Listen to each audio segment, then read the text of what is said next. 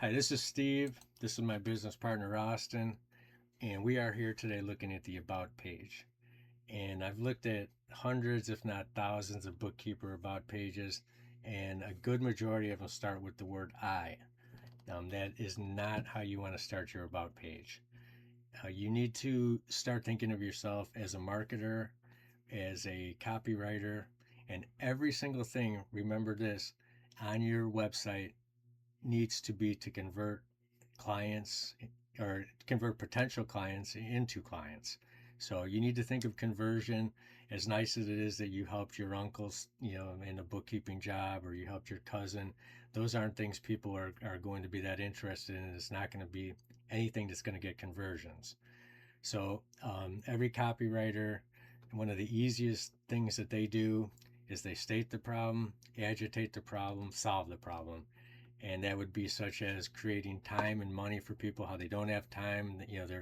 They're hemorrhaging money by not doing things correctly. Agitate that, and then you solve the problem. That's what they're looking for. I'm going to turn it over to Austin to talk about this About page, and I will finish it off. So, conventional wisdom says your about page would be about yourself, but it's really about more your clients' problems and how you can solve them. So, you don't really want to start with, "Hi, I'm Susan," or something like that. You want to start with something like, "Oh, a lot of small business owners don't want to spend their weekends buried in receipts." Something like that. Just agitating the problem and just saying how you can solve it. You really want to build yourself up as a guide. Like if you were on a hiking tour, you you would want a good guide. You wouldn't want a guide who's never hiked before. So you really want to build your trust as how you could help them, if that makes any sense. Um, you want to add a human element. Don't make it so cold and corporate. And you want to end with a clear call to action. Like this one, I think it's down here. Um, Things to avoid: don't open with I. We talked about that.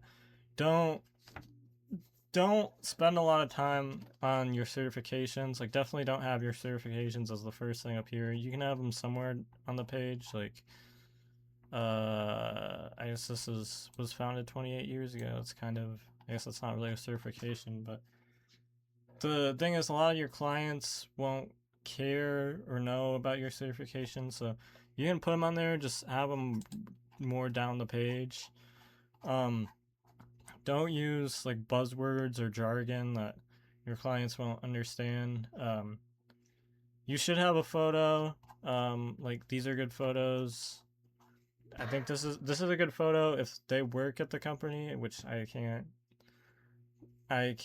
verify, but it seems like this isn't a stock photo, so I'll trust it. You don't really want a stock photo because it comes off as inauthentic. Like there's a million websites that have pictures of a desk with a bunch of books and just a guy in a suit where you can't see his face. You can see him like writing something like that. Like it just looks inauthentic, and people know that. So you want to picture yourself.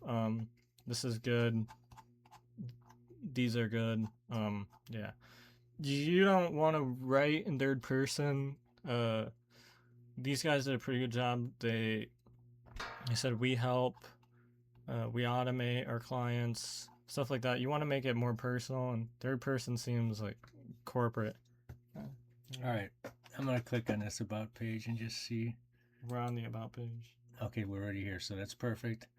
And I do like the fact that they got some call to actions on here. And always remember when you're doing, anything with your website, your main goal is these call to actions to get people to do what you want them to do. And what did this person do excellent on this About page? They put their city. They made it pretty clear what they do. We've seen a lot that were more unclear. Any clarity and simplicity you can get in this is better, and you want that call to action. So that's very, very good what they did there. As for I'm going to turn the tables on you because you're bookkeepers and tend to look at things analytically, and I know that something like if I were to sell you search engine optimization, SEO, that like red flags come up in your head. I know that because I've talked to a lot of you. So I know that certain terms like just turn you off. You don't like to be sold to very much, and that's how a lot of people are. Um, let's look at words you might use that somebody like me might get turned off by, or business owners in general. And that, like, saying stuff like reconciliation, like that just sounds more confusing and like I'm worse off than when I started. And I know that's not the case. The same with if I offered you SEO, SEO, even though that's helpful to you, red flags come up to you guys where you think, oh, that, I don't know, I don't trust that. So use words that people understand, small business owners understand. We are not experts in bookkeeping, and so let us know. It's going to, this is going to increase our return on investment potentially by 20%. You can help do this. You can help save us time, help save us money. We understand that, and we like that, but the other stuff, not so much. If your business is a specialty, this would be a great place to get that right off the bat. Um, we specialize in helping, um, let's say, restaurant owners save 20% on expenses while increasing uh, their income by 10%. It's just something that would, and then have a few examples, and that this would be an excellent about page. So not going to beat a dead horse on this. Like I said, at one point I'm going to go through page by page and do it. Me and Austin will go through and show you exactly how to do it right. But for now, if you've already got a page up there, especially if you had somebody do the job, go ahead and redo it now and get it done right. We'll see you tomorrow.